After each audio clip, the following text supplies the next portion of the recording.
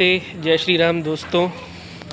तो मैं आज आपको एक बहुत ही महत्वपूर्ण तथ्य से अवगत कराने वाला हूँ। दोस्तों, भगवान राम का जन्म स्थान तो हम जानते हैं अयोध्या है, और माता सीता का सीतामढ़ी जो कि बिहार में है, नेपाल से सीमा लगती है। पर जो तीसरा महत्वपूर्ण किरदार है रामायण का, यानी कि रावण, उसका जन्म स्थान कहाँ है? आइए मैं दिखाता हूँ। ये उसका जन्म स्थान। इस पूरे गांव को, ये पूरा गांव जो है, इसे बिसरख कहते हैं। बिसरख इसलिए कहते हैं कि ऋषि विश्रवा, जो कि रावण के जो पिता थे, ऋषि विश्रवा, ये उनका तपोवन हुआ करता था। यहाँ उन्होंने तपस्या की थी, और समय के साथ बिगड़कर यहाँ की लोकल लैंग्वेज में इसका नाम बिसरख पड़ गया, बिसरख। और मैं यहाँ पे इस इलाके में पिछले 6-7 साल से रह रहा हूँ। मतलब यहाँ से कोई 6-7 किलोमीटर दूर नोएडा में मेरा घर है, लेकिन मुझे भी आप तक ये बात पता नहीं थी, आज पता चली है। तो आइए आपको इस मंदिर के दर्शन करवाते हैं अंदर से। ये देखिए, ये इसे रावण का मंदिर कहते हैं, जो कि असल में सभी देवी देवताओं को समर्पित है। पूरा शुद्ध सनातन मंदिर है। और ये देखिए, इसके अंदर हम आ गए हैं। ये आपका शिवालय है। शिवजी रावण के सबसे बड़े आराध्य थे। सामने शिवलिंग स्थापित है, देखिए, दर्शन करते हैं।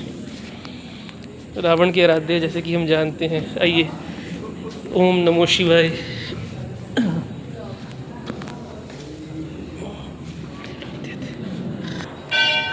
परिक्रमा स्थल है।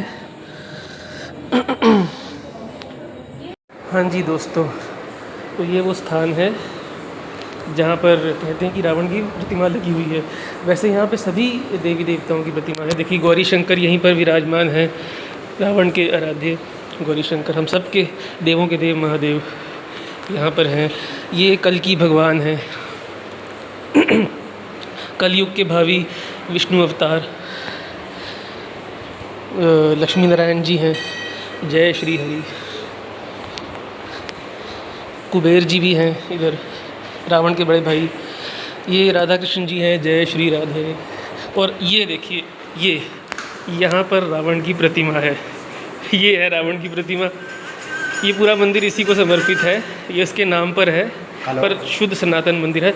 और इसी के बगल में ये देखिए राम सभा, रावण को मुक्ति देने वाले भगवान श्री राम इसके बगल में ही हैं। यहाँ पे ये है राम जी की महिमा। और जैसा कि यहाँ के महाराज जी ने, जय श्री राम, जय सिया राम, यहाँ के महाराज जी ने हमें बताया कि भाई ये संसार की सिर्फ एक माया है, पर प्रभु ने सबका जो है मुक्ति का मार्ग प्रशस्त किया हुआ है। उस हिसाब से उसकी मुक्ति होती है। ये स्थान उसका प्रतीक है। भगवान राम ने इसकी मुक्ति का मार्ग प्रशस्त किया था। ये महापंडित था, महाज्ञाता था, पर जब इसका भी अंत समय आया तो देखिए सारा काल चक्र वैसा बनता गया।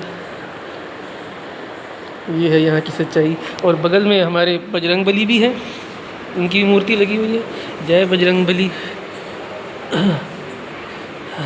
जय बजरंग बली। और यहाँ पे माता काली की प्रतिमा है। माता काली और भैरव, इन दोनों की प्रतिमा है। जय माँ काली, जय माँ दुर्गा, जिनके लिए हमने अभी 9 दिन तक व्रत रखा है। हाँ, ये हम सब पर, सबकी कृपा करने वाली।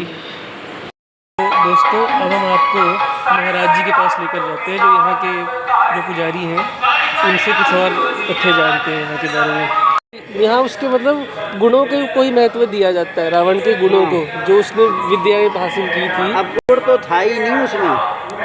अच्छा, अब गुण नहीं था तो फिर मतलब वो विनाश के रास्ते पर कैसे चल पड़ा? फिर क्या विनाश था? वो तो मुक्ति के रास्ते पर। मुक्ति के रास्ते पर। ठीक है। अब गुण ये बताओगे कि सीता माता का हरण किया, यही एक तो है तुम्हारे पास।